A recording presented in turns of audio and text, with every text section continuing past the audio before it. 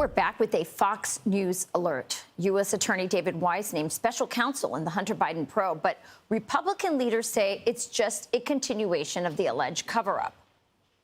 This is another example of the Department of Justice stonewalling and obstructing our investigation. What this does today, it protects David Weiss from coming in front of the committee. I don't think we need any more evidence to show that the Department of Justice is trying to obstruct our investigation. I think Merrick Garland made that argument for us today. Congressman Mike Johnson sits on the House Judiciary Committee, and he joins us now. Congressman, thanks for joining us this morning. I look at what's happening here, this appointment of David Weiss, and it's like the Democrats aren't even trying to make this look fair. It's so blatant. What does it tell you that they don't even seem to care even about the political optics here? It is blatant, Rachel, and we're all scratching our heads here. They're not hiding the ball anymore. We have good reason not to trust Mr. Weiss. Now, remember that over the course of about 5 weeks this summer, he changed his story 3 different times. First, he said he had all the power he needed for indictment and everything else he was working on. And didn't need special counsel designation. A couple of weeks later, to fit Merrick Garland's narrative, he changed that tune and said, oh, no, please do. Then he changed his story again. It's back and forth. Remember, he's the one that negotiated the sweetheart deal to try to whitewash Hunter Biden's felony tax evasion and gun charges. This is someone who is in on it. We see, and the American people see, that there's a cover-up going on here. Merrick Garland's Department of Justice is guilty in this, and appointing Mr. Weiss does nothing but help fuel that fire. Yeah. I mean, he's proven over many years his loyalty to the Biden family. It's very clear why they've done this. But now the House investigation continues into Joe Biden. But now with this move in appointing Weiss as the special counsel here, does this in any way push more momentum towards impeachment? Well, listen, Rachel, impeachment is a very important and very serious power of the Congress. Next to declaring war, I think it's probably the biggest power that we have. And so we don't wield that for political purposes. Remember, we all argued 1,000 times during the sham impeachments of Donald Trump that it should not be used for that purpose. So what you're seeing, to the frustration of some of our supporters and people in the base, is a slow and methodical building of the evidence. We are performing our constitutional responsibility. But yes, at some point, as Speaker McCarthy said before we left for the district work period, an impeachment inquiry is called for here. It does look that way, and I believe that it is, Rachel. And if we do that, it gives us enhanced subpoena powers and discovery powers. We can move this thing forward. Really quick, because I do want to get to our second topic, is what happened here with this appointment in any way going to thwart your ability to investigate in order to maybe pursue this impeachment?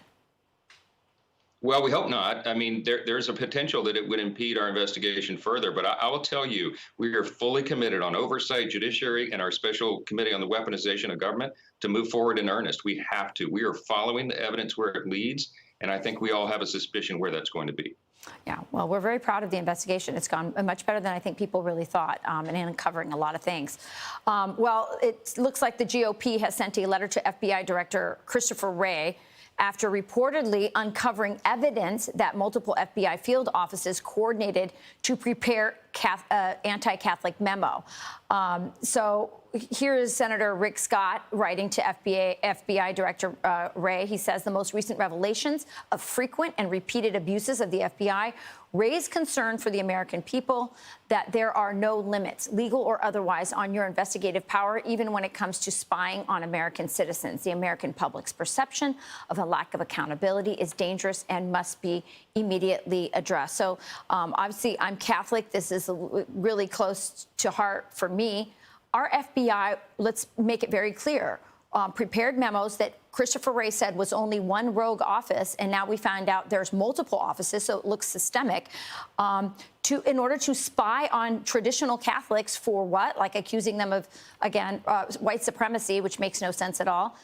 So what's going to happen? He's clearly perjured himself. It looks that way. Jim Jordan and I sent a letter to Mr. Wray right after his testimony. So what happened was on July 12th, he appeared before our Judiciary Committee because we have oversight responsibility over the FBI. And he told us very clearly and emphatically there was only a single office involved in that infamous memo that, as you said, Rachel, targeted traditional Catholics as potential violent extremists and domestic terrorists. It's unbelievable, just because of our religious beliefs, right?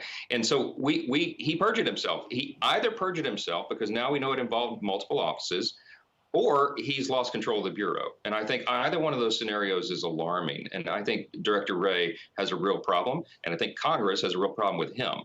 The next question is, what do you do about it? Right. Well, we're trying to hold him accountable, and I think he may be one of the cabinet officials who's committed impeachable offenses. But we only have so many days on the calendar and so much ammunition to use, and we have to use this accordingly. And it's a real challenge right now because this entire cabinet, there's so many officials in so many different divisions of the Department of Justice alone that are committing these egregious offenses against the people. The very agencies that are designed to protect and serve the people are now encroaching clearly upon their fundamental constitutional rights. And every stone we overturn, there's a new scandal. It's a real problem.